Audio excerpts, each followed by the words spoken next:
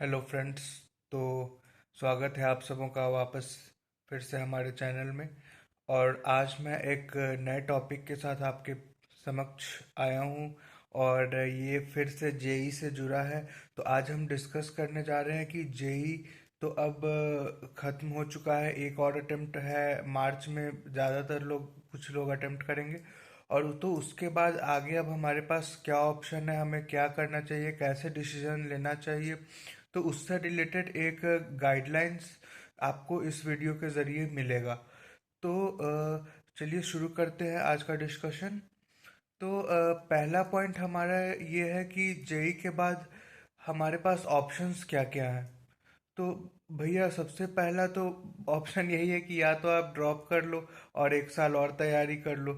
ठीक है, दूसरा ऑप्शन है कि आप प्रोसीड करो, एडमिशन लो कॉलेज में और आगे करियर देखो। तो ड्रॉप में आप एक बात कंसिडर करो कि अगर आप ड्रॉप करते हैं तो आपने जो चीज़ 2 साल पढ़ा है फिर वही चीज़ आप दोबारा पढ़ने वाले हैं। अगर आपने 2 साल मान लीजिए स्कूलिंग ही किया है, जेई का सिलेबस आपने नहीं पढ़ा है, फिर तो आप ड्रॉप कर सकते हैं। फिर तो आपके लिए एक नया चीज़ आपको मिलेगा पढ़ने के लिए, क्योंकि जेई का सिलेबस और सीबीएसई बोर्ड का सिलेबस काफ़ी डिफरेंट होता है। बट अगर आपने 2 साल प्रिपरेशन किया है किसी कोचिंग इंस्टीट्यूट में पढ़ करके और फिर से आप ड्रॉप करने का सोच रहे हैं, तो ये बात आप समझ लीजिए कि आपको फिर से वही सारी टॉपिक्स दोबारा पढ़ने पड़ेगा, कोई आपको नया चीज़ नहीं मिलने वाला है।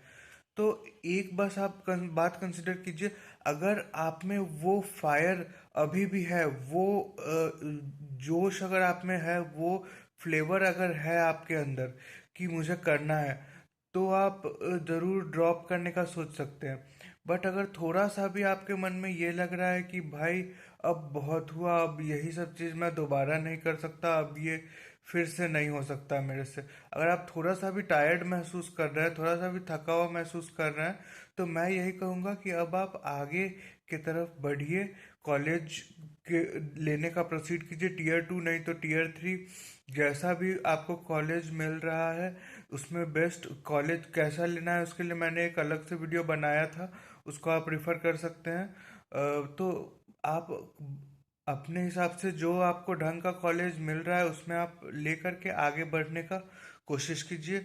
अगर आपके अंदर वो फायर आप में नहीं लग रहा है और आपको ऐसा लग रहा है कि आप थोड़ा सा भी थक चुके हैं, और अगर आप रिपीट करने के वो इंस्टिंक्ट को कैरी नहीं कर रहे हैं, तब तो फ्रेंड्स आगे का डिस्कशन हमारा जो रहेगा वो इसके रिगार्डिंग रहेगा कि अब जो जिनको कॉलेजेस के लिए देखना है तो वो कॉलेजेस में कैसे क्या कर सकते हैं।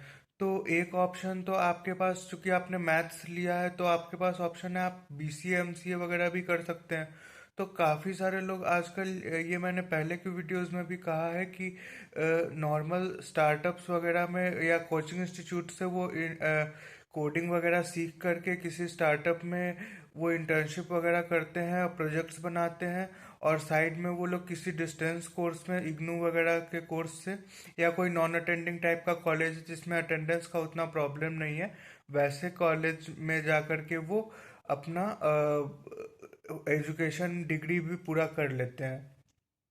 तो उनको एडवांटेज ये रहता है कि उनके पास जब वो 3 इयर्स 4 इयर्स का अपना पढ़ाई करके, या तो बीसीए कह लीजिए या बीटेक कर लीजिए फॉर 4 इयर्स, तो वो जब कंप्लीट करके वो निकलते हैं तो उनके पास एक्सपीरियंस रहता है, वर्क एक्सपीरियंस उनके पास काफ़ी ज़्यादा रहता है, तो उनका वैल्यू अच्छा रहता है मार्केट में, उनको अच्छा जॉब मिल जाता है और वो भी अच्छा करते हैं। तो मैं यही कहूँगा कि अगर आपका रैंक वगैरह ये जो भी इंट्रेंस एग्ज़ाम्स है उसमें बहुत ज़्यादा नीचे लेवल का आ रहा है, आपको कोई भी ढंग का कॉलेज ऐसा नहीं मिल रहा है, तो आप इन चीज़ों को ज़रूर एक्सप्लोर कीजिए, स्पेशली तब जब आपको ऐसा कॉलेज मिल रहा है जिसमें प्लेसमेंट भी बिल्कुल ना के बराबर है। तो उससे बेटर है आप कॉलेज में बैठ कर के अटेंडेंस 75% कंप्लीट करने के चक्कर में जो आप टाइम अपना वेस्ट कीजिएगा, उससे बेटर मुझे कहीं ना कहीं ये लगता है कि आप इस तरह के ऑप्शंस को एक्सप्लोर कर सकते हैं। नेक्स्ट बात मैं ये कहना चाहता हूँ कि अब आपको आपका जो एंट्रेंस एग्ज़ाम्स है वो सब कंप्लीट होने के बाद एक आपको टाइम गैप मिलेगा, एक मंथ 1 मंथ्स का या मे बी 1.5 मंथ्स अराउंड। तो उस टाइम को मैं कहूँगा कि आप थोड़ा सा यूटिलाइज करने का कोशिश कीजिए। आप कोशिश कीजिए एक प्रोग्रामिंग लैंग्वेज या तो आप सी लैंग्वेज स्टार्ट कर सकते हैं, वो मेरे हिसाब से बेस्ट रहेगा। मेरे तरफ से वही रिकमेंडेशन रहेगा। नहीं तो आप पाइथन भी एक प्रोग्रामिंग लैंग्वेज है, तो इन दोनों में से कोई भी एक लैंग्वेज के साथ आप स्टार्ट कर सकते हैं। और एटलीस्ट इस लैंग्वेज को सीखिए, इसमें बेसिक बेसिक प्रोग्राम्स जो होता है वो लिखने का कोशिश कीजिए। और थोड़ा सा प्रोग्रामिंग में इंटरेस्ट डेवलप करने का कोशिश कीजिए। क्योंकि एट द एंड आप ये समझिए, जो भी ब्रांच वाले लोग होते हैं, मैकेनिकल हो या सिविल हो, वो आते हैं सॉफ्टवेयर डोमेन में ही। तो अगर आप कोडिंग में स्टार्टिंग से इंटरेस्ट एक डेवलप कीजिएगा खुद में, तो वो आपको एक एडवांटेज ज़रूर रहेगा आपके लिए आगे के कैरियर में। और कोडिंग के आपको बिगनर लेवल से कैसे सीखना है, अगर आप बिल्कुल ही ज़ीरो हैं, कुछ नहीं आ रहा है आपको कोडिंग में, तो मेरा रिकमेंडेशन यही रहेगा कि आप किसी ट्रेनिंग इंस्टीट्यूट में, जहाँ बिगनर्स फ्रेंडली कोर्सेज हैं, थोड़ा अच्छा अटेंशन दिया जा रहा है, वैसे इंस्टीट्यूट में आप एडमिशन ले करके सीख सकते हैं। क्योंकि मुझे लगता है इनिशियली एक बार आप सीख लेते हैं किसी टीचर के हेल्प से, तो उसके बाद आगे की चीज़ें आप खुद से यूट्यूब वगैरह पे वीडियो देख करके आप सीख सकते हैं।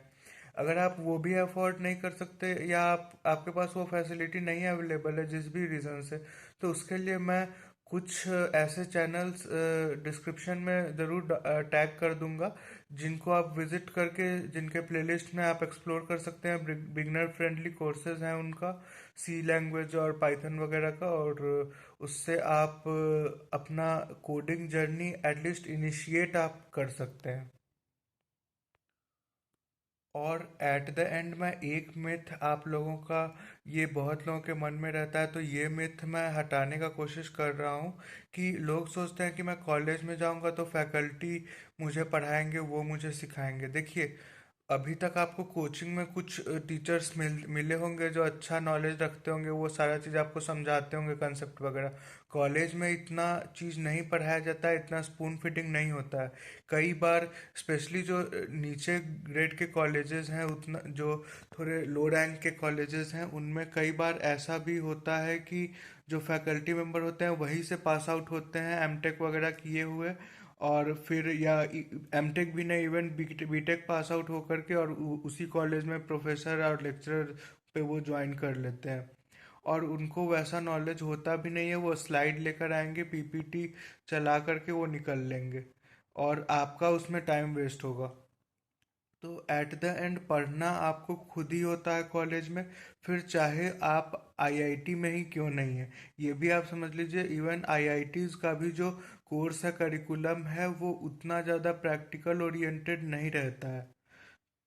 इसको, अगर आप मेरा बात, अगर आपको आपको, आप इस पे बात पर यकीन नहीं कर रहे हैं, तो आप एनपीटीएल का कोई भी कंप्यूटर साइंस का टॉपिक लेकर के उसका वीडियो देखिए, और सेम वीडियो आप स्टैनफोर्ड के या किसी फॉरेन के यूनिवर्सिटी का देखिए। आपको पता चलेगा कि उन लोगों का जो करिकुलम है, उन लोगों का जो पढ़ाई है, पढ़ाने का तरीका है, वो कितना ज़्यादा प्रैक्टिकल ओरिएंटेड है और हैंड्स ऑन ओरिएंटेड है।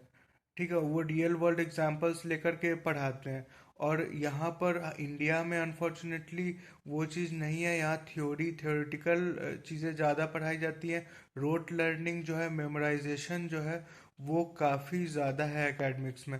जो कि आपको आगे अगर इंडस्ट्री में कैरियर बनाना है, आईटी इंडस्ट्री में सॉफ्टवेयर इंजीनियर में कैरियर इन फील्ड में अगर आपको आना है, तो ये आपके लिए उतना हेल्पफुल नहीं होने वाला है। तो मैं ये भी कहूँगा कि आप सेल्फ लर्निंग पे भी फोकस कीजिए खुद से। और ये माइंडसेट लेकर के चलिए कॉलेज में कि आपको जो भी सीखना है वो खुद से ही सीखना है, चाहे वो आप यूट्यूब वीडियो देख करके सीखें, या आप 800 900 1000 रुपए खर्च करके यूडेमी का कोई कोर्स खरीद के सीखें। तो एट द एंड सीखना आपको खुद से ही है। तो बस आज के लिए इतना ही।